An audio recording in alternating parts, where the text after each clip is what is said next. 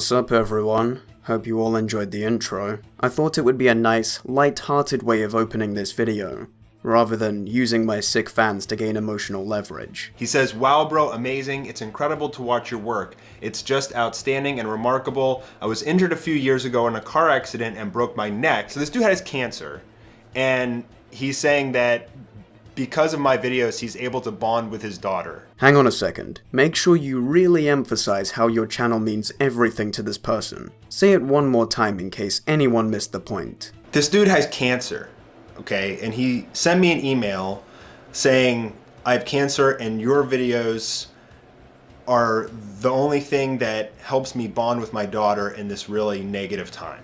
Nice. That in no way felt forced and awkward.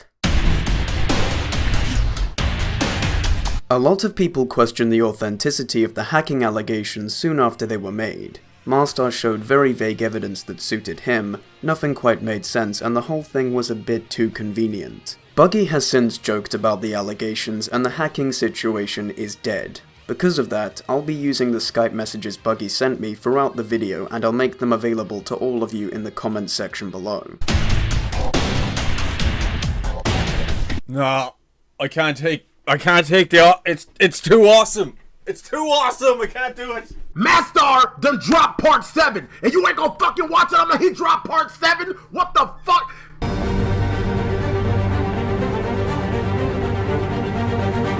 Oh, that's a nice quote to use in a reaction video. Oh no.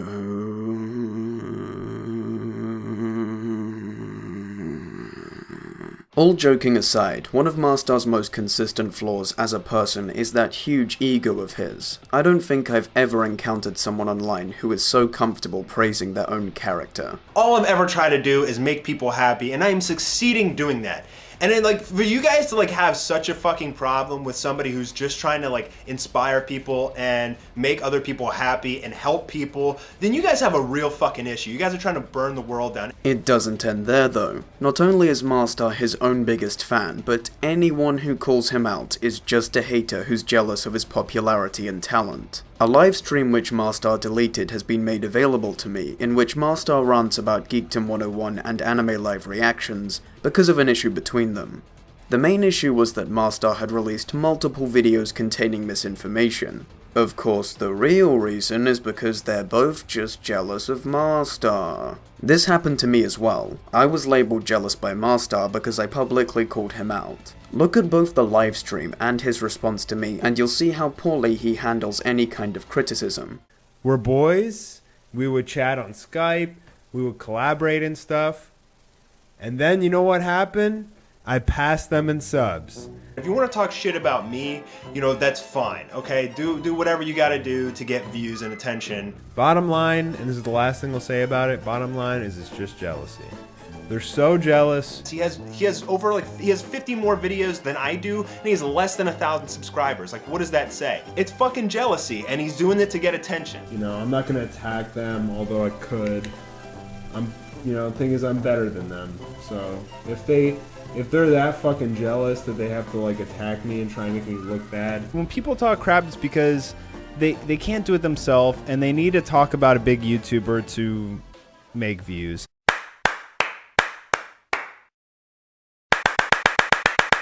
And it gets worse. MaSTAR seems to tie every form of criticism he faces back to Dragon Ball Absalon. It all started out as I went on the creator of Dragon Ball Absalon, Melavelli, who I really look up to, by the way. I think the stuff that he does is fucking legendary. And I think it was like on his episode 5.1. I've deleted the comment because I was tired of getting alerts on my phone of people just hating me for my comment. But this is what I said. General consensus is what I said. Hey Mavelli, you inspire me as usual. Your work is absolutely incredible. You never cease to amaze and inspire me. I love the work that you do. I think you and I are the best two Dragon Ball animators on YouTube. And the amount of rage that went on for like 5 1,000 comments. And so then this like Kazenshu post started called like the benefits of plagiarism, and they go and they're saying the dumbest shit. I mean, look, the trolls like this is, and this may have even been Aaron, you know, it probably was. He mentioned this on Skype, that everything started with this Dragon Ball Absalon comment. It seems that MaSTAR is unable to handle criticism like a mature adult, so he resorts to pretending that every piece of hate he gets comes from the same place, the comment he left under a Dragon Ball Absalon video. How sad. In my last video about this situation, one of the main points I made was about a fusion image drawn by Ray Kugen. MaSTAR took the image, traced over it, used it in part 7 of Goku vs Saitama, and failed to even credit Ray Kugen. He traced over the whole thing, besides the watermark of course. This isn't the only time MaSTAR's taken from fan artists either. If MaSTAR tried to draw a pose this dynamic himself, with 2 characters in it, well, he wouldn't because he can't. He can't draw anything remotely complex, and he certainly can't animate properly. Moving back to the main point, the person who made me aware of this fusion image was the Ramlop Studios. At one point, he was going to work with MaSTAR and they discussed what he needed to animate for him. A fusion between Vegeta and Goku was one of the discussed moments, and this is where MaSTAR revealed that he'd used Ray Kugen's image. Some of you may be wondering why I've spent so long explaining this. Let me refresh your memory. This guy, I don't know who the Ramloop Studios is, but sends a message saying that he talked to me and he used to be on my team and I kicked him off the team and I asked him to trace and all this shit. I have no idea who this guy is. I have never kicked anyone off my team. I'll leave a link to a video the Ramlop Studios uploaded in the description. He goes through the entire Facebook conversation between him and MaSTAR. Basically, MaSTAR just lied to over 30,000 of his fans. For those of you out there who asked why I didn't ask MaSTAR about my issues with him in the first place. Now, if he had this big of a problem with me, all he had to do was come talk to me and be like, hey MaSTAR, why do you trace? Do you see a problem with that? Did you take this $100 from this guy on Patreon? This is why. You can't approach a liar about their issues because, unsurprisingly, you aren't going to get the truth. The most controversial thing I spoke about in part 1 was this image. You all know the story behind it. MaSTAR claimed the image was made from scratch because a fan was willing to donate $100 if it was. The truth was, however, that it was just an edited version of an image that had been available online for years. It was simply edited with a filter and some artwork was placed behind it. What really confirmed MaSTAR's intentional deceit were the suspicious attempts at hiding any evidence. He hid the landscape post on Patreon as soon as he saw my video, and he refused to mention the landscape image in the emails he sent to me and the Facebook post he wrote about my video. But now he does want to talk about it. Okay. An explanation is better late than never, I suppose. 1, I never took the $100 from the guy, you can ask him yourself. 2, why do you think I didn't use it in the final version of the trailer? Why do you think that? Do you think that maybe I realized that it wasn't made from scratch? On second thought, never would have been good. 1, I never took the $100 from the guy, you can ask him yourself. I'm not sure if MaSTAR did or did not ultimately accept the donation, but this is a poor excuse regardless. MaSTAR, you are in contact with this person as you've made clear. If you want to prove that you didn't accept the donation, just get in contact with them again and you'll have all the proof you need. 2, why do you think I didn't use it in the final version of the trailer? Why do you think that? Do you think that maybe I realized that it wasn't made from scratch? If you didn't use the landscape image in the trailer because you found out it wasn't made from scratch, why did you use multiple images in both trailers that clearly aren't made from scratch? You can look at some of these images and instantly tell they're edited versions of pictures you found online. To clarify, there's nothing wrong with incorporating edited pictures into your project, and I am sure that these images were taken from the public domain. The issue is simply that your excuse doesn't make any sense, and you just exposed yourself again. But Aaron asks my old landscape artist, hey, I need some information from you. Did you create these landscapes for MaSTAR? And he said, yes, I did. But Aaron's argument is that, oh, MaSTAR is lying that his landscape artist made it. He's such a liar. Now Aaron has the truth. But guess what? He's not going to talk about that in his videos, is he? If you actually read the message, you'll see that the landscape artist didn't know which image I was referring to, so his response tells me nothing. Can you please either give us some excuses that actually make sense, or own up to being wrong about the landscape image? That's right, it's finally time for me to bitch about tracing again.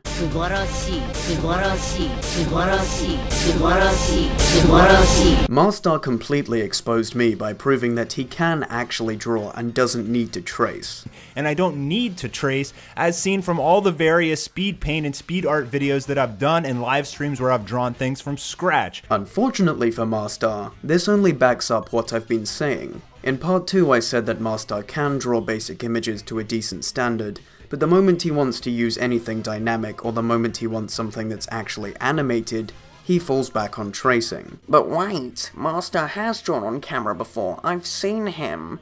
Yes, basic images have been drawn on camera. Pictures like the one he drew of Goku Black were his own, but these all have the same thing in common. It's all basic. I have to thank MaSTAR for doing these drawing videos because they're going to be the key to proving my point. Notice how out of all the pictures here, the only one worth bragging about is the close-up of Goku.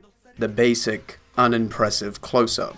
The same goes for Goku Black. It looks nice and I honestly think that MaSTAR's style is full of character, but that's where his ability currently peaks. Case in point, as soon as he attempted a full body shot of Vegito standing at a slight angle, the proportions were messed up and the overall quality went down notably. The arms in particular stand out because of the clear difference in size between them. Hit's the same. You can see that the picture looks quite crude and odd because it's more than just a basic close-up. I'm sure you get the point. MaSTAR needs tracing to produce anything impressive. If he draws something even a little dynamic, the quality takes a hit. If he tried to actually animate a character in a complex position... Let's go over some of the excuses MaSTAR justifies his abuse of tracing with. MaSTAR couldn't just admit that on his own, he cannot produce a quality piece of animation. Excuse 1, it's so the animation looks authentic. It feels more authentic to the audience and gives more of an emotional impact when they're watching it. People tell me all the time, you've brought back the good old DBZ. This makes me feel like I'm a kid again. I love this. That's why I do it. It's to be authentic to the series? Ah, that makes perfect sense. That explains why you mix and match different pieces of animation from different franchises. This side shot of Luffy was taken from Hunter x Hunter, just to ensure that it looked authentic to One Piece, a different series with a drastically different art style. Yeah, it's to be authentic. It's definitely not just because MaSTAR wouldn't be able to draw an image like this by himself. Excuse 2, I give full credit. I give absolute credit to Akira Toriyama and Toei Animation for all of the stuff that they do. Which is just another weak defense of your abuse of tracing. You used footage from Naruto in Goku vs Saitama, but there is no full credit to the animation studio behind that. The reason, of course, for this is because MaSTAR didn't think anyone would notice. He gives minimal credit and waits for his fanboys to take over and make excuses for him. Excuse free. I've always been open about tracing. Do I trace? Yes, I've been completely open about tracing ever since the very beginning. This was easily the funniest moment in your video because you said that you've always been open about tracing, right before admitting to not always being open about tracing. I stream myself tracing tons of times. Now since then I have taken those streams down and I don't stream myself tracing anymore because people like this guy arose and they actually had a problem with it. So you haven't always been open about it? Yes. What the fuck? Excuse 4. It's for entertainment purposes only. Now at first I was like, but everybody traces, everybody uses references, what's the big deal? It's fan art, we're not selling it or anything. This is for entertainment purposes only. When you are encouraging donations with your animations, and you've monetized several of them, The term "for entertainment purposes only" is false. This becomes even funnier when you factor in MaSTAR making it very clear that this is his job. In the description of his video response to me, he spoke about how he needs this channel to start a family in future, and how my videos have threatened this. He wants both sympathy for putting everything on the line, while also receiving the luxuries of someone who's just making videos for fun. It's either one or the other. All of these excuses work poorly enough on their own, but when you apply them to Demon Rush, MaSTAR's original series, they completely fall apart. Demon Rush features a lot of art and animation taken from elsewhere. There's direct tracing, traced background animation, reused shots, copied movement, and the list goes on. How well do those excuses hold up now? Will MaSTAR be giving full credit to Toei Animation and the other studios involved when it comes to Demon Rush? And why would tracing be used for the sake of authenticity here? Authentic to what? Demon Rush is its own series, or at least, it's supposed to be. It has always and will always come down to one truth. This man cannot animate well enough to justify a real career in animation. If you continue to rely on tracing this much, that's not going to change. I'm still talking about tracing. Kill me. First of all, when it comes to making sure that there's full disclosure about tracing, get rid of that stupid disclaimer at the start of your animation videos that doesn't actually make any sense, and replace it with the truth. That way there's going to be far less confusion and you're actually getting the point across much clearer. If you are open about tracing from the second the video opens, there is much less cause to complain. Then there's the matter of crediting the specific original animators. You need to credit every single artist that has worked on every image that you've ever used as a reference or traced. First of all, there's like 200 to 400 artists and in-betweeners that work on a production. And there's no way to tell who has drawn what, who has colored what, who has added what effects, who has edited this and that. Yeah. No. I never said that you had to credit every single person involved in the production of a piece of animation that you have traced over. I will admit that the term original animators that I've been using was too vague, but that doesn't justify your ignorance. Let's break down the roles typically involved in creating animation at most animation studios. There are storyboard artists, key animators, in-betweeners, animation supervisors, usually a digital effects team of some kind, and more. These roles at studios like Toei Animation can be done by tens to hundreds of people per animation production, so when you look at crediting each and every one of them like that, it does seem like an overwhelming task. That changes when you use common sense and apply some rational thinking to this situation. The only free roles MaSTAR should be crediting are the storyboard artists, key animators, and animation supervisors. Crediting anyone else would be too much to ask or outright pointless. For example, I'm not going to ask MaSTAR to credit a landscape artist who did landscape work for an episode he just so happened to take animation from. Storyboard artists are a simple matter. Go to Animator's Corner and you'll see that for the most part, episodes only have one storyboard artist. It's just a case of finding out which episode you took the animation from, and giving credit to the storyboard artist from there. Animation supervisors are slightly trickier. The job of an animation supervisor is to correct the animation in an episode to make it all look good and consistent.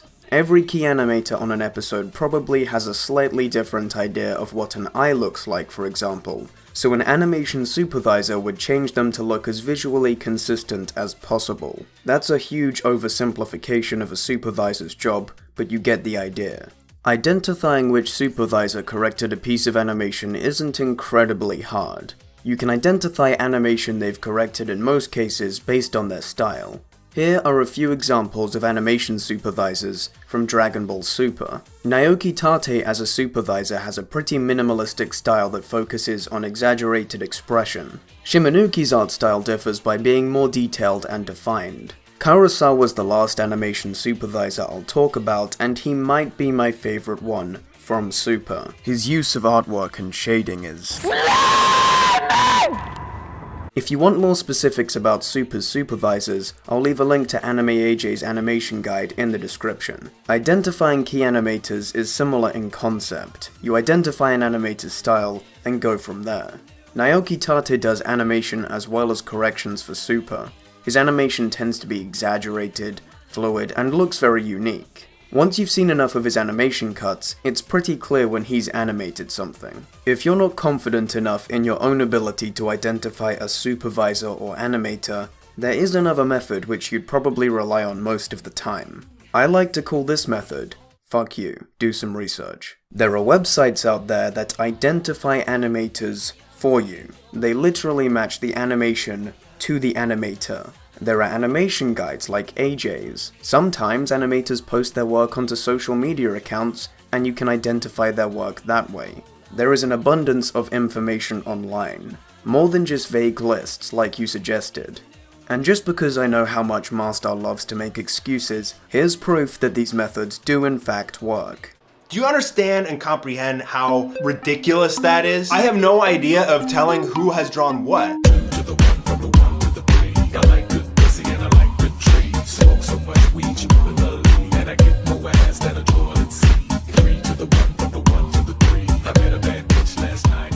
Do you have to credit specific people for legal reasons?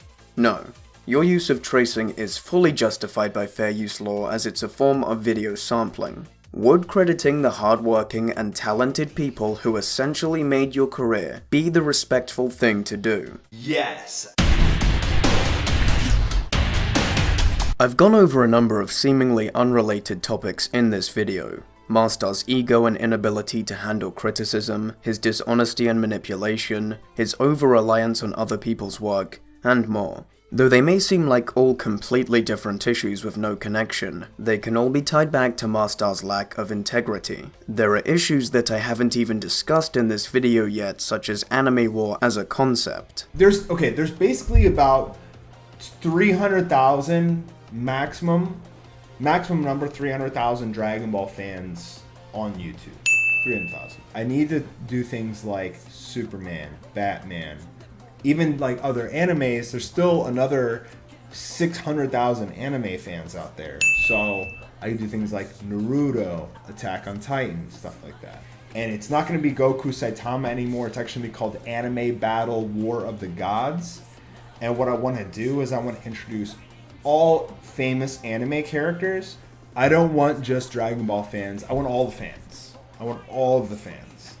And if you're running a business, logistically or logically, that is what you want. It's just a way of pulling in as many subscribers as possible. MaSTAR hasn't even seen One Piece, and I doubt he's watched the vast majority of the shows involved. While I understand that this is your job and you need subscribers for Demon Rush to launch as well as it possibly can, you've taken this to a new level of shallow. When you lose any creative drive you once had and the only focus becomes views, your content will suffer. First, you delayed Demon Rush to create Goku vs Superman, just to pander to the already established Goku vs Superman crowd.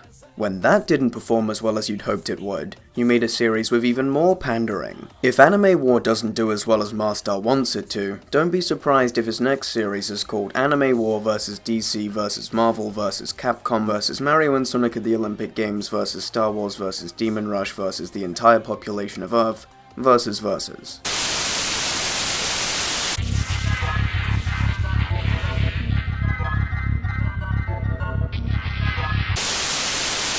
Stop making everything about achieving as many views as possible in as little time as you can. Videos like Anime War is killing me prove that rushing your production and not having fun with your work will take a mental toll on you. I literally have been working on Anime War since 4 a.m. yesterday morning. Like, I got up at 4 a.m. and I have been working Anime War until now, and I am fucking dead. MaSTAR's animation videos aren't the only ones that have been hurt by a lack of integrity.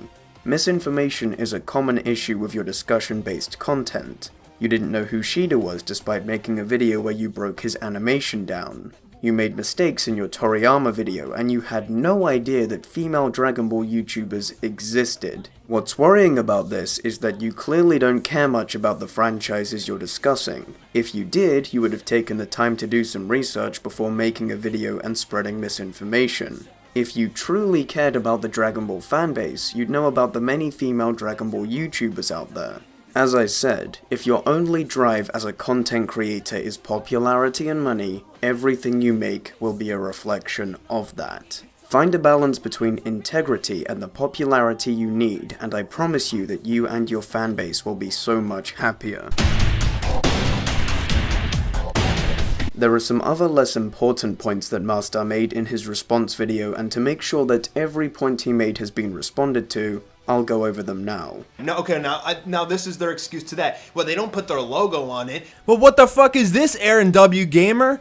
What the fuck is that? Is that your logo right there? Oh, it is your logo. And what? Oh, it's on a picture of Goku. Did you draw that Goku? Do you have a link of credit? There is no fair comparison between your traced animations and me using this picture as channel art. You make money from your videos. My channel is completely non-profit. The point about the watermark doesn't work either, because this isn't a watermark that I've intentionally placed here to mark this as my work. It's part of YouTube's layout, and every channel's picture appears here. Regardless of MaSTAR's flawed logic, I still think that not crediting the artist behind the channel art was wrong, so I changed it to a picture and credited Shida as the artist. Thanks for improving my channel, MaSTAR. And if you want to talk shit about me, you know, that's fine, okay? Do whatever you gotta do to get views and attention, because, you know, you're fucking ear rape, and, you know, I hate Nintendo and I hate PlayStation. I hate everything fucking videos don't get any views, so you need to like talk about another YouTuber to get views. Well, that's funny, because those ear rape videos get more views than my MaSTAR Media videos do. If I just wanted views, I'd stick to them. And besides that, that's not the fucking point. Like, if you're talking about me using images, like, anybody who does a review and uses, like, pictures that they found anywhere on the internet, uses video footage of the actual anime, is committing the same fucking crime. The issue with this is that a lot of people still don't know that you trace, and others don't know how frequently you trace. That's why so many people leave comments on your animation videos praising you for your animation skills and saying that it looks like the real thing. They have no idea. When someone edits a clip or uses a screenshot from an actual episode, it's instantly clear that the work has been taken from somewhere else. There's no ambiguity. If you can't recognize the difference between that and tracing, you must be mentally challenged. Now here's the thing, I want to talk about the $50 to talk to me thing. So I have that on my Patreon, and that is for one-on-one tutorials on how to animate. Paying $50 an hour for a tutor is not unheard of. Yes, but in those cases, the people being paid can actually animate. The whole thing is, his whole copyright thing is that, you know, it's fair use, right? Now, fair use constitutes criticism and reviews and some other things. Nowhere in there does it say slander. This isn't criticism in any form. MaSTAR tried to justify his copyright strike by twisting the intentions behind my videos until they seemed slanderous. However, I think it's fair to say that my points have been consistent, and I know for a fact that I've been honest since part 1.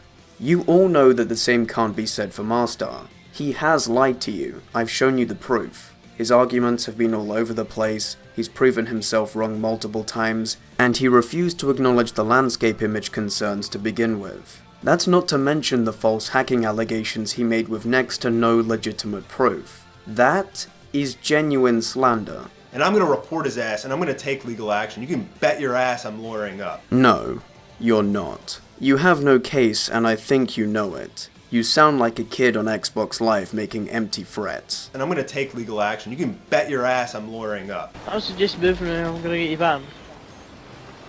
So my uncle's actually works for Microsoft, so I would suggest moving. And I really, really hope you make your 3rd video, which is actually like your 6th video, because that'll just give me way more stuff to sue you over. Let's see, my dad works for Microsoft, so just keep on your stuff. You report me now, you get payback, okay? By the way, look at his subscriber count and when I took this screenshot. If that doesn't say it all, I don't know what does.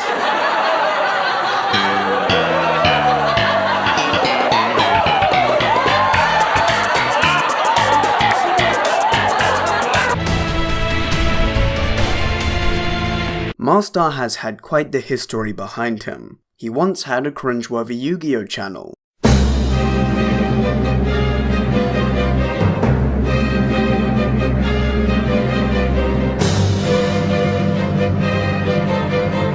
Hi, welcome to the first edition of Batman Knows Yu-Gi-Oh!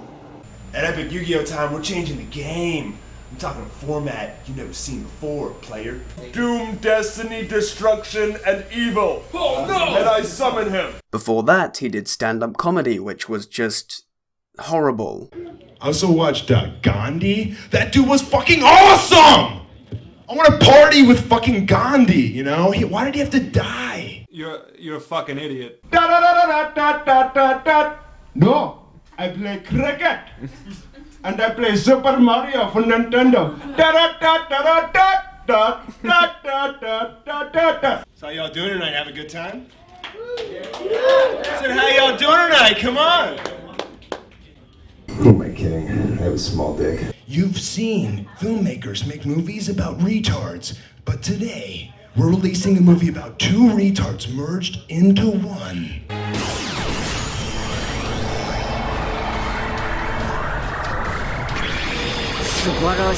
And to be honest, he's even got some pretty sick moves.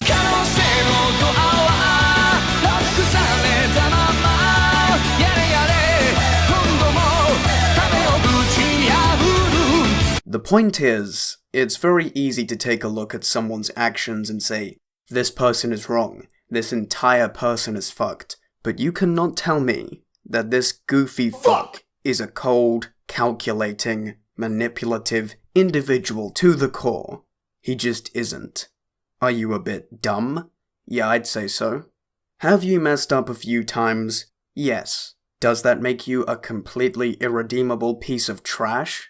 That just depends on what you do next. Apologize, fix issues, or don't. It's up to you. Your mistakes do not have to be an accurate portrayal of your character, but what you do about those mistakes will be.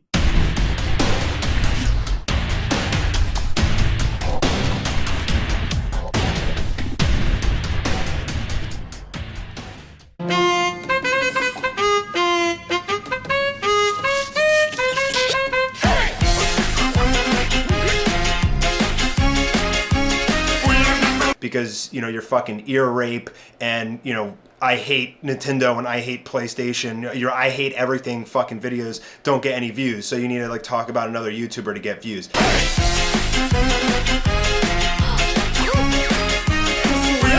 And then the last couple days, my friend and contributor has been hacked. Now listen closely. Here's a little lesson in trickery. This is going down in history. If you wanna be a villain member. And he keeps like looking through every video that I have in my Patreon and all this stuff for like any little detail that he can put out of context and make me look like a bad person. Just follow my moves and sneak around. Be careful not to make a sound. How fucking retarded are you?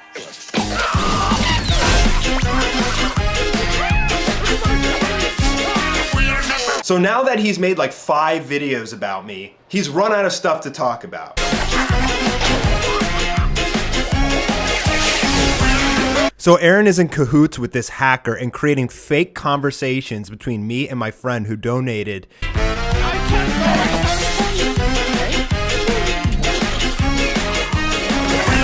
I don't know who the Ram Loop Studios is.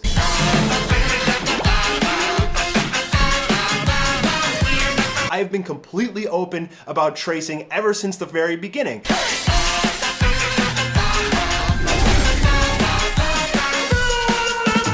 And I don't need to trace, as seen from all the various speed paint and speed art videos that I've done and live streams where I've drawn things from scratch.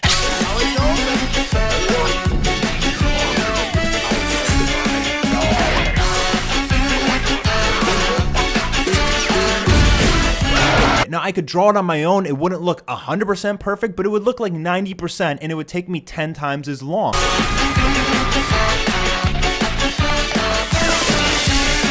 I've never done anything to anybody. I've always tried to spread positive vibes. I don't fucking understand why this guy is making this video about me. It's fucking jealousy, and he's doing it to get attention.